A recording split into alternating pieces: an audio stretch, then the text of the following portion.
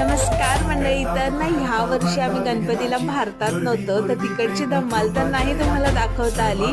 म्हटलं घरी कसं डेकोरेशन केलं आणि घरच्या बाप्पांचं रूप कसं आहे ते तुम्हाला दाखवूया.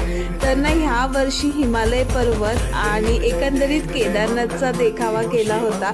आणि आमच्याकडे ना दरवर्षी काही ना काही वेगळा करायचा प्रयत्न असतो आणि आम्ही पूर्ण फॅमिली जाम मजा करतो, खूप धमाल करतो. रात्रभर गेम्स गप्पा चालू असतात आणि खूप हसतो.